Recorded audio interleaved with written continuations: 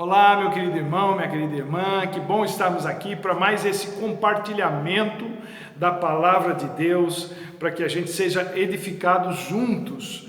Então, antes de lermos a palavra do Senhor, eu quero orar com você, pedindo que o Espírito Santo nos ajude e nos dê a direção, a iluminação necessária para entendermos a palavra de Deus. Pai amado, Deus bendito, obrigado, Senhor, pelo privilégio, pela bênção de termos a Tua palavra viva, ela que penetra, Senhor, dentro, profundamente em nós e transforma a nossa vida. Ó Pai, obrigado por essa palavra que nós podemos desfrutar hoje e podemos falar sobre ela e sermos edificados, abençoados, ó Deus, exortados. Que o Senhor, ó Deus, estenda a Tua mão sobre nós nesse momento e abençoe-nos e nos dê discernimento, que o Teu Espírito nos leve a ver, a perceber aquilo que os nossos olhos naturais não conseguem.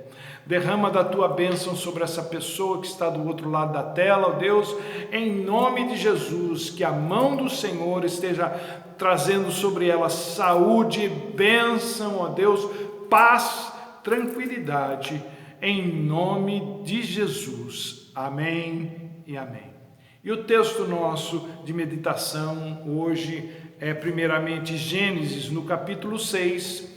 Gênesis, no capítulo 6, diz o seguinte, a partir do versículo 9. Gênesis 6, 9. Essa é a história da família de Noé. Noé era homem justo, íntegro entre o povo da sua época. Ele andava com Deus. Noé gerou 3 filhos, Sem, Cã e Jafé. Ora, a terra estava corrompida aos olhos de Deus e cheia de violência. Ao ver como a terra se corrompera, pois toda a humanidade havia corrompido a sua conduta, Deus disse a Noé: darei fim a todos os seres humanos, porque a terra encheu-se de violência por causa deles.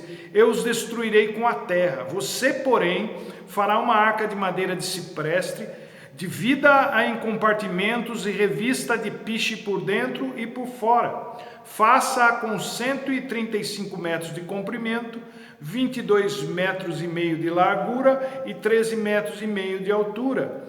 Faça-lhe um teto com um vão de 45 centímetros entre o teto e o corpo da arca. Coloque uma porta lateral na arca e faça um andar superior, um médio e um inferior. Eis que vou trazer água sobre a terra, o dilúvio, para destruir debaixo do céu toda a criatura que tem fôlego de vida. Tudo o que há na terra perecerá, mas com você estabelecerei a minha aliança, e você entrará na arca com seus filhos, sua mulher e as mulheres de seus filhos. Faça entrar na arca um casal de cada um dos seres vivos, macho e fêmea, para conservá-los vivos com você. De cada espécie de ave, de cada espécie de animal grande e de cada espécie de animal pequeno que se move rente ao chão, virá um casal a você para que sejam conservados vivos. E armazene todo tipo de alimento para que você e eles tenham mantimento. Noé fez tudo exatamente como Deus lhe tinha ordenado. Agora nós vamos ler Hebreus no capítulo 11, verso 7. Hebreus 11, 7. Diz o seguinte: pela fé, Noé, quando avisado a respeito das coisas que ainda não se viam, movido por santo temor, construiu uma arca para salvar sua família. Por meio da fé, ele condenou o mundo e tornou-se herdeiro da justiça, que é segundo a fé. Normalmente, a gente se cumprimenta com oi, bom dia, os crentes falam paz do Senhor, e às vezes a gente até se arrisca a perguntar como vai, mas e se você se arriscasse ou alguém chegasse para você e perguntasse assim: como é que vai a tua fé? Porque tem algumas perguntas que desestabilizam a gente. Essa, por exemplo, é uma que mexe, que desestabiliza muita gente. Aquelas pessoas que a gente costuma chamar de sem noção, costumam deixar a gente em papos de aranha. Mas, se alguém te perguntasse como é que vai a tua fé, como é que você responderia? Você desconversaria? Você dissimularia? Inventaria uma história? Diria a verdade, isso é, não vai nada bem? Ou surpreenderia a pessoa com nunca estive tão apegado a Deus como estou agora? Essa resposta também desestabiliza quem pergunta, porque é inesperada, principalmente quando a pessoa que fala tem convicção na voz. E hoje eu quero falar com vocês sobre esse homem fantástico que foi Noé, cuja fé é acima de qualquer suspeita. Aquele episódio que aconteceu depois que ele saiu da arca, que ele se embebedou com vinho, não explica Noé. Não se resume na vida de Noé. Noé foi muito mais do que aquilo. Aquilo foi um evento. A vida de Noé foram séculos de serviço a Deus. Portanto, Noé foi um homem que tinha uma fé acima de qualquer suspeita. E a gente quer falar sobre esse papel fundamental que ele desempenhou na história bíblica. Há pessoas, há cristãos, católicos e protestantes que dizem que os primeiros 11 capítulos da Bíblia são mitos, não são histórias verdadeiras, são histórias que foram inventadas para falar de princípios e valores. Eu não faço parte desse grupo. Eu acredito que a criação, o Éden, a serpente, o pecado, o dilúvio, a Torre de Babel aconteceram exatamente como está escrito. E parece-me também que Jesus pensava assim, pelo menos com relação ao dilúvio, já que ele menciona o dilúvio e diz que quando ele voltasse, ele ia encontrar as pessoas como elas estavam nos dias de Noé. Portanto, se Jesus acreditava, eu também acredito. Mas a gente fica se imaginando, ou eu fico imaginando, como seria se Deus chegasse para nós e dissesse tete a tete, olho no olho: construa uma arca, faça assim, faça assado. Mas querem saber? Deus faz isso o tempo todo, através da sua palavra escrita, e a resposta que nós damos a Ele, via de regra, é muito diferente daquela que Noé deu. É claro que Deus não vai nos chamar mais para construir uma arca, mas com certeza Deus nos salvou para que nós construíssemos alguma coisa. E não uma coisa pequena, mas algo maior do que nós mesmos, assim como a arca era maior do que Noé. Noé, na verdade, construiu mais do que a arca. Ele não construiu apenas a arca, ele também construiu uma vida piedosa, construiu uma família igualmente piedosa, numa sociedade terrivelmente impiedosa, né? Tão terrível que nem Deus a suportou e acabou com tudo. Esse tipo de construção de vida de fé que Noé alcançou é tão exaustivo, é tão estressante quanto construir um grande barco no meio de uma terra extremamente seca e de uma sociedade hostil que nunca tinha visto uma enchente. Agora, pense na arca como sendo a sua fé. O que se espera quando se está num barco no meio da tempestade?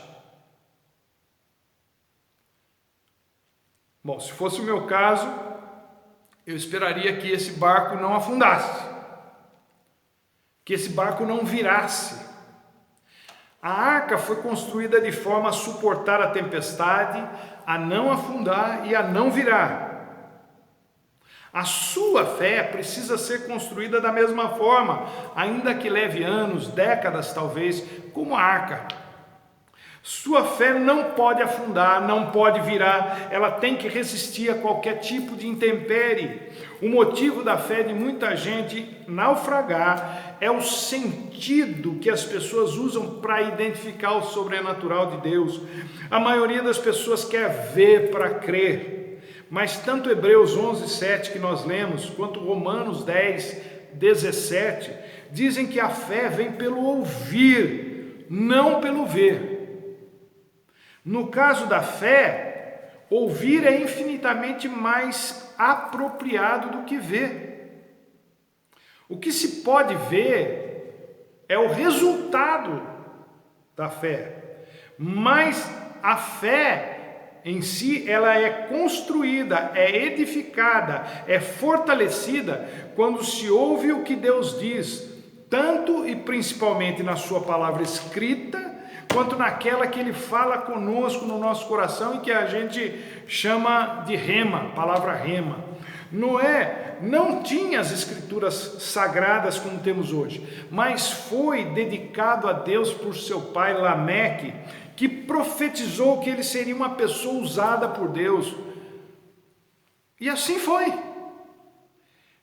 Então, como é importante receber a bênção dos pais e o ensino sobre Deus dos pais. A palavra profética de Lameque foi atendida. Há muitos e muitas Noés no mundo hoje. Não porque Deus nos olha e nos vê como via a Noé, mas porque agora há um filtro quando Deus olha para a humanidade, que é o sangue de Jesus. Então vamos à mensagem propriamente dita. Noé se destacava entre a humanidade. É uma coisa fantástica isso. É como se um astronauta estivesse em órbita e olhasse para a Terra, lá a milhares de quilômetros de distância, e ele visse um pontinho que se destacava ou que se destaca na Terra. Uma coisa que lhe chama atenção. Agora, Noé não se destacava pela aparência, mas pelo seu caráter. Havia um brilho diferente na vida de Noé. Deus o via como um homem justo e íntegro no meio de uma sociedade toda corrompida. Justo e íntegro não é perfeito, é apenas justo e íntegro, o bastante para que se destacasse dos demais. Deus não está buscando gente perfeita, até porque não existe gente assim, num certo sentido. Se existisse, não precisaria ser salvo. Deus salva gente como eu e você, com as nossas mazelas todas. Deus não está buscando gente perfeita, Ele busca gente que queira, em Cristo Jesus, se tornar perfeita aos olhos dele. Mas o que Noé tinha de tão especial assim que o destacava de todas as outras pessoas aos olhos de Deus? Que brilho era esse? Quais eram os segredos de Noé? Então, a primeira coisa que eu queria compartilhar com você: Noé sabia desvincular a fé dos seus desejos pessoais. Tudo o que se faz pela fé em Deus produz resultados, sim, mas segundo a vontade de Deus e não segundo a vontade do fiel. É preciso separar a fé em Deus dos resultados que se espera ter, para a gente poder preservar a fé. Deus nunca vai fechar a porta na tua cara, mas quando Ele fecha uma porta, é para te proteger da inundação de problemas que vai cair ou que iriam cair sobre você se aquela porta for mantida aberta. É o que acontece quando a gente teima e tenta abrir uma porta que Deus fecha. Tem um aviso lá. Muitas vezes, vários avisos para a gente não abrir determinadas portas. Pessoas usadas por Deus dizem para a gente: não entra nessa. Não faça isso, presta atenção no que você está querendo fazer. Mas muitas vezes a gente quer porque quer e faz o que nos foi avisado para não fazermos, e daí o resultado é frustração, destruição, é morte, é sofrimento, é desespero, é inundação. Nós deveríamos nos alegrar tanto com uma porta aberta, quanto com uma porta fechada, porque quando Deus fecha uma porta, ou quando Deus abre uma porta, esses dois atos de Deus demonstram o amor dele por nós, tanto um quanto o outro. Se você só espera e consegue ver o arco-íris, você está perdendo uma porção de coisas que Deus está fazendo por você nesse meio tempo. Às vezes quando eu viajo, eu sou muito eufórico, eu quero chegar rápido, e minha esposa fala assim, você viu tal coisa? Eu falei, não vi, eu quero chegar. E eu acabo perdendo as muitas paisagens lindas, muitos momentos agradáveis que eu poderia ter desfrutado se eu não tivesse tão afoito para chegar no destino. Imaginem quantas coisas fantásticas Noé testemunhou, ele viu antes do dilúvio chegar, enquanto construía a arca. A própria construção da arca em si foi uma coisa do outro mundo para aquele tempo. Você começar a construir uma coisa que ninguém nunca fez e ver aquilo tomando forma e aquilo vai acontecendo e crescendo, é uma coisa fantástica. Ver a sua família, como Noé viu, envolvida naquele projeto maluco, ver aquela bicharada chegando de todo quanto é lugar, aos pares, bichos que ele nem sabia que existiam, bichos que não se estranhavam, de diferentes espécies. Deve ter sido algo fantástico, talvez tão fantástico quanto a abertura do mar. Não fosse esse tempo do processo que levou à construção, o embarque, a mão de obra da família envolvida, não fosse esse tempo de processo, Noé teria perdido muita coisa. Deixa eu te dizer, o arco-íris virá na tua vida, mas não perca o que Deus está fazendo enquanto o tempo bom não chega. Para isso, é preciso acabar com esse negócio de que a fé é o resultado esperado. Quando dá certo é porque teve fé. Quando não deu certo é porque não teve fé. Não. Fé tem a ver com Deus, não tem a ver com resultado. Noé entendia isso. Em que mais Noé se destacava? Segunda coisa, obediência total e irrestrita. Noé fez exatamente o que Deus tinha mandado, versículo 22 do capítulo 6. Atentem para a palavra exatamente. Noé seguiu instruções exatamente como foram dadas. Quem é que faz isso hoje em dia? Quem é que segue exatamente todas as instruções, sejam de quaisquer coisas que forem? Ninguém, pois é. A gente até segue a palavra de Deus, mas parcialmente. A gente segue a palavra de Deus naquilo que a gente acha que dá para seguir, sem se tornar aquilo que se chama de fanático, quando o que faz a diferença é justamente ser um fanático. O que é um fanático no sentido bíblico? É a pessoa que, com discernimento, conhecimento de causa, com amor e com bom senso, segue à risca a palavra de Deus. Amar a Deus não é suficiente. Obedecer a Deus parcialmente também não é suficiente. É preciso fazer exatamente o que Ele manda. E isso tem tudo a ver com confiança. E nós somos, por natureza, pessoas desconfiadas. Se alguém nos pede para fazer alguma coisa que a gente acha que não deve, a gente não faz. Se alguém da nossa confiança pede para a gente fazer alguma coisa que a gente acha que não deve, primeiro a gente discute e depois, dependendo do argumento, é que a gente faz ou não faz. Se alguém da nossa confiança grita, abaixa, antes de abaixar, a gente pergunta por quê?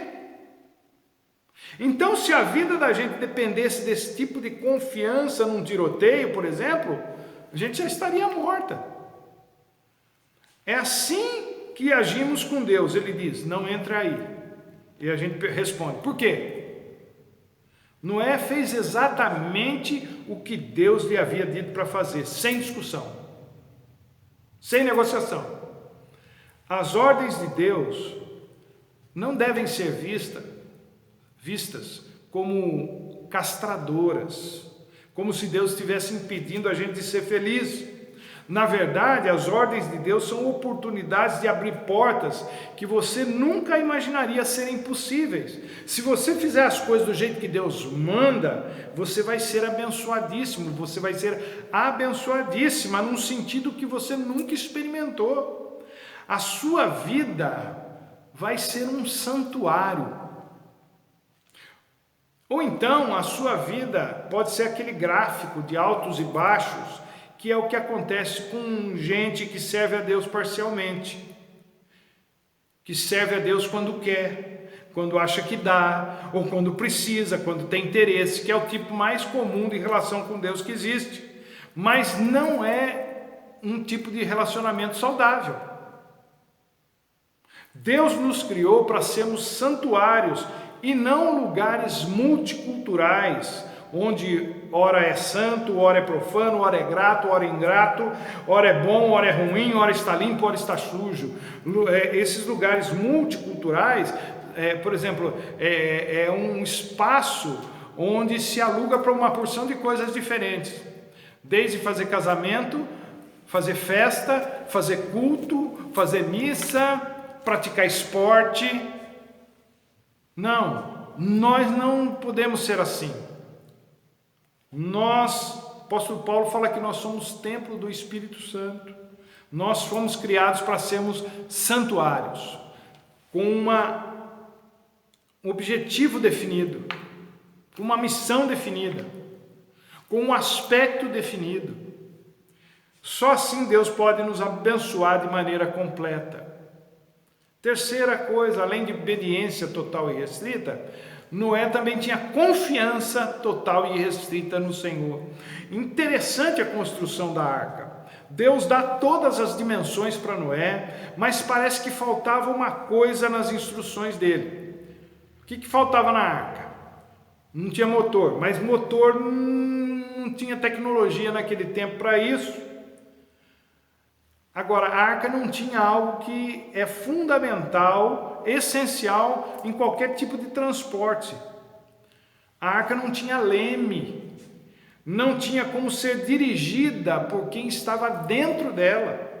Noé não tinha como pilotar a arca, ele não tinha janela com vidro que pudesse ver onde estava indo, não tinha um leme na arca para conduzi-la, não tinha motor na arca. A arca era um barco à deriva, mas não estava desgovernado, porque Deus a estava conduzindo. Essa é a melhor maneira de deixar a vida correr, não deixando a vida te levar, mas deixando Deus levar a nossa vida para onde Ele quiser. E isso só é uma bênção completa quando a pessoa faz exatamente o que Deus manda e confia nele de olhos fechados. Há uma tempestade acontecendo à nossa volta, não se engane. E a vida pode ser destruída por essa tempestade, ou pode ser poupada para um recomeço se acharmos graça diante de Deus, como Noé achou. Esse é um segredo de uma vida bem-sucedida também, segundo a experiência de Noé. Construir uma arca sem leme. E isso sim é uma experiência de fé genuína, completa confiança em Deus para guiar sua vida para onde Ele quiser. A gente tem muita dificuldade em deixar qualquer um dirigir as nossas vidas. Deus não é qualquer um, mas mesmo assim a gente tem dificuldade de deixar na mão dele. Sentar do lado do carona num carro, quando você é motorista, quando você sabe dirigir, isso é um suplício. A gente não gosta, eu não gosto. Você sempre acha que dirige melhor, que é mais cuidadoso, que é mais habilidoso. Isso é um problema. Então, se você não confiar em Deus 100%, não é possível experimentar a plenitude da presença dEle, que vale mais do que qualquer e todas as outras bênçãos juntas. Confiança é a base de todo relacionamento bem-sucedido. Se não tem confiança, não tem relacionamento. Noé confiava em Deus, por isso se entregou de corpo e alma. E também entregou a sua família nas mãos de Deus, sem ressalva, sem medo, sem discussão. Por quê? Porque isso nos leva ao quarto e último ponto, porque Noé levava Deus a sério.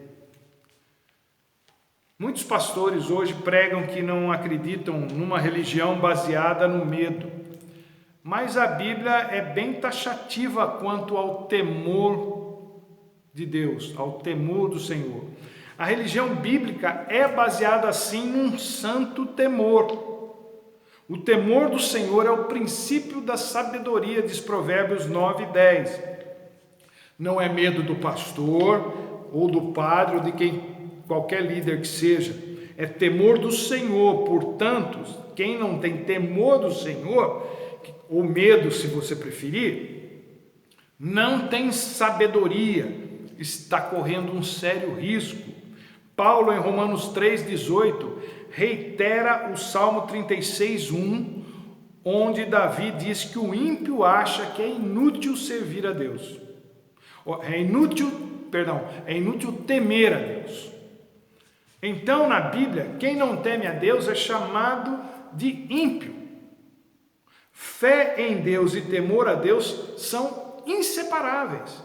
Noé temia a Deus e a sua fé se baseava nisso. Quem não temia a Deus ficou fora da arca e teve um fim terrível, apesar de todos os esforços de Noé em avisar as pessoas durante anos e anos a fio. Não brinque com Deus. Não tente a Deus, não pense que Deus pode ser levado na conversa, no jeitinho brasileiro, você pode se dar mal. Noé levava Deus a sério, por isso ele e a sua família foram salvos quando todos os outros morreram. Muitos crentes acham que é impossível não ser absorvido pela cultura da sociedade que nós vivemos, mas a época de Noé era tão pior do que hoje. E ele conseguiu ser diferente, ele conseguiu não se deixar contaminar. Ao contrário do que normalmente a gente pensa, a sociedade daquele tempo não era tão atrasada assim. Se comparada a nossa em termos de tecnologia, é óbvio, mas a ciência, salvaguardadas as devidas proporções, estava em franco desenvolvimento. Caim, por exemplo, construiu a primeira cidade. Seus filhos deram início à música, à arte e também à fabricação de armas e ferramentas. A própria arca, passado algum tempo, era um avanço enorme para aquela época. Noé foi um vanguardista em muitos sentidos. Se a gente analisar bem, vai perceber que, mesmo por ser primitiva, aquela era uma sociedade bastante emergente.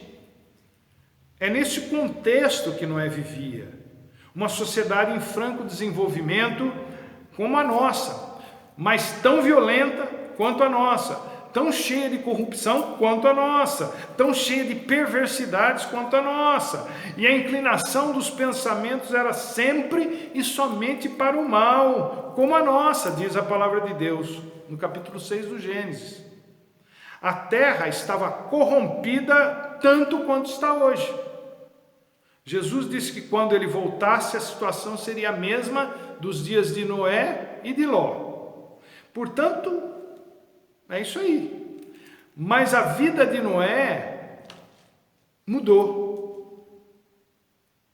Gostei muito de uma frase que eu ouvi de um pastor norte-americano sobre Noé. Ele diz assim: quando Noé e sua família entraram na arca, eles eram a minoria.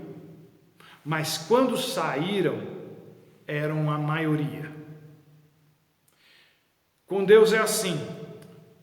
O que é aparente, o que você acha que está vendo, o que parece que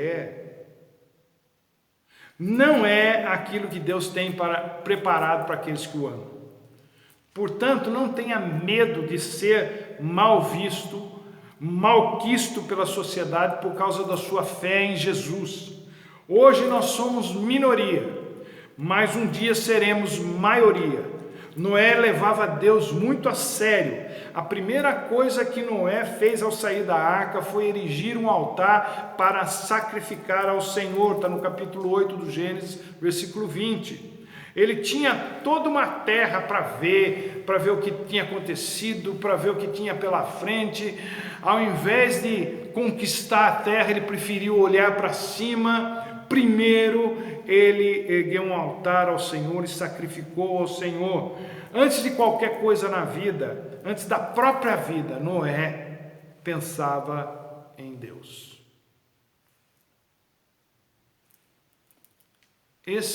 Essa é uma fé que faz a diferença, tanto para os outros quanto para si mesmo.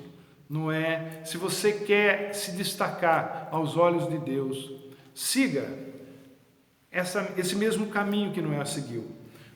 Saiba desvincular a fé dos seus desejos pessoais. Obedeça a Deus de forma total e restrita. Confie em Deus de forma total e restrita. E leve Deus a sério. Que Deus te abençoe, meu querido e minha querida, e até a próxima, se Deus quiser.